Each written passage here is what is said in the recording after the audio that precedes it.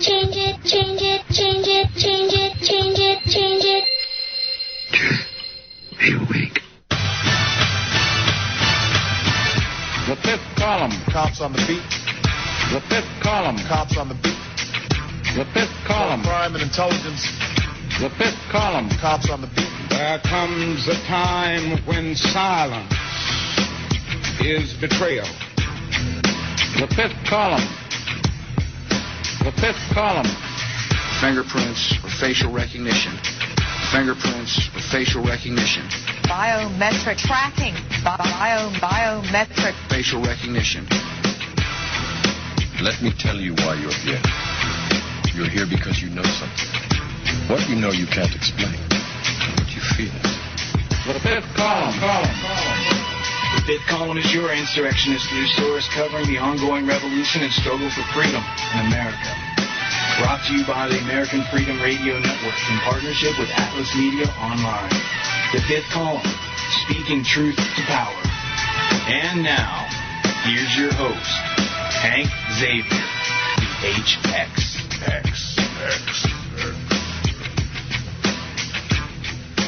Ladies and gentlemen, boys and girls, freedom fighters from around the world, welcome to the fifth column. This is August 5th.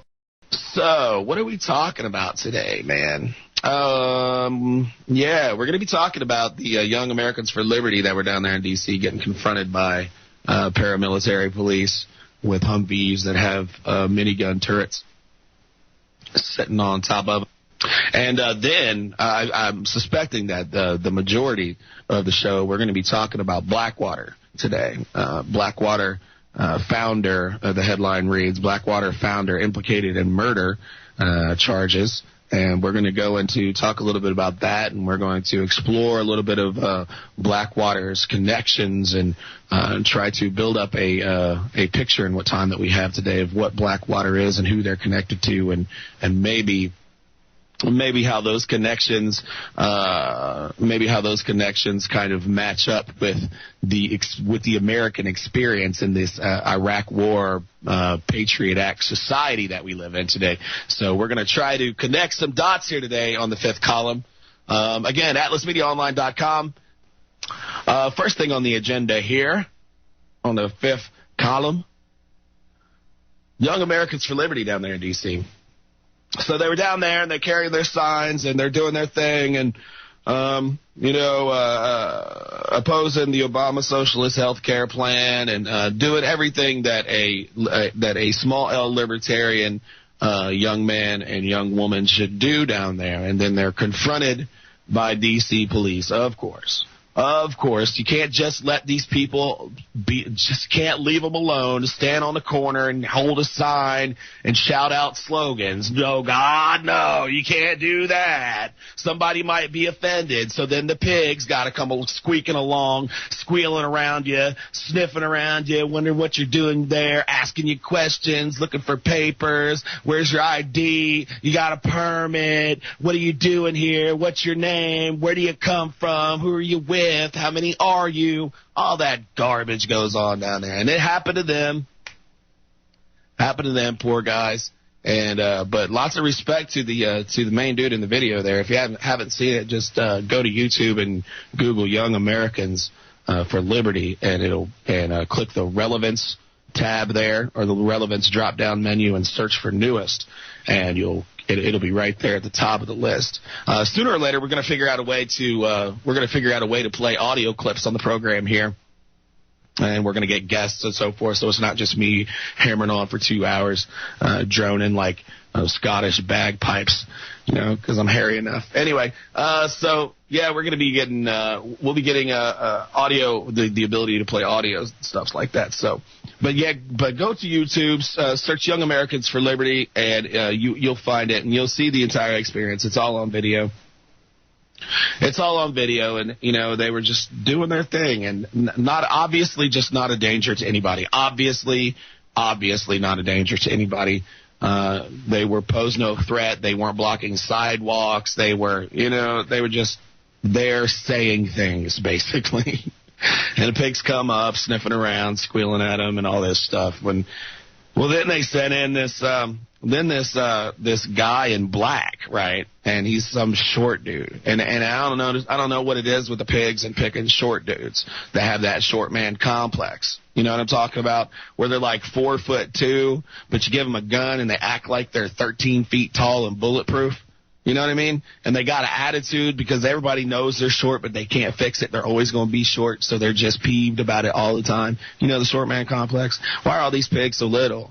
You know what I mean? So here comes this little bald head dude strutting up with his taser strapped to his leg and a gun and bald military style haircut, you know, arms crossed, telling us how it's going to be. He's telling you what's up. Reciting federal statutes, you know. You guys are the civilians. You guys are the civilians. I'm the big boss policeman, and you all are going to do what I say. And at one point, you know, the guy, much respect.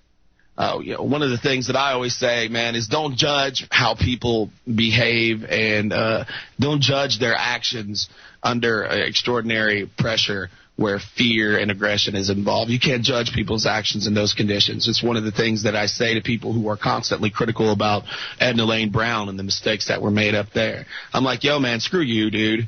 Screw you. If you were in that situation, you'd have made a crap load of mistakes too. So get off your high horse and get back down to the grassroots where we need you. So this guy, you know, he was he could have handled it a little bit better, but you can't judge a guy in a position where they're under a lot of pressure. But what we can do is we can learn from the material. We can learn from the footage for future experiences so that maybe the next time, the next guy won't make those mistakes. You know, and ultimately, and you can decide what those mistakes are for yourself. I'm not going to go through them, but watch the video and try to figure out how maybe you would have handled that different on your own in context with the information that we share, you know, and do a little bit of research, look up that statute that guy's talking about and see if there was a way maybe that that could have been handled a little different. So if you're facing that kind of situation yourself in the future, then you will be somewhat prepared for what you will see and experience. But eventually what happened there is that the kid, you know, made some efforts at debate, made some efforts at resistance. He didn't just fall down, roll over, and scurry away with his tail between his legs. So much respect for the kid for that. But eventually they did. The paramilitary pig did end up running them off. As they were walking away, they shot footage of this military Humvee with the turret. You know, and you can go to YouTube and look that stuff up too. Check out the turret that pops up out of these Humvees. It's this. Do you remember the minigun? Do you remember the? I can't remember what they're really called, but they called them a minigun in the Predator movie with Arnold Schwarzenegger, and Jesse Ventura carried it. You know, and it was, and it just unloads thousands of thousands of thousands of thousands of rounds a minute or something like that, right? Like anything that it aims at, it just shreds, cuts it in half. There's just, you know, and they got one of these things on the streets in D.C., you know, rolling up to confront, early 20s college students carrying, carrying signs and chanting slogans. So, you know, it really goes to show you how brave and courageous the police state really is, right? It's just pathetic when you get down to it. But I wanted to make a point today about that. That maybe not too many people have considered, and I also want to editorialize this point a little bit at the end. I stay hustling, I stay hustling, 'cause I'm a hustler. I stay hustling, and I stay hustling all the time. Tizzle stay hustling, get what you need, bro.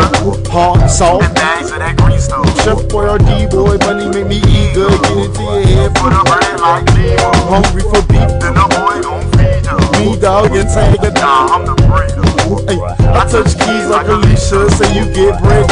And I'll star in this game. All you do is just feature. Play my cards right, so Sizzle is the dealer. Warm in the winter, 'cause the boy keep a heater. I never play golf, but I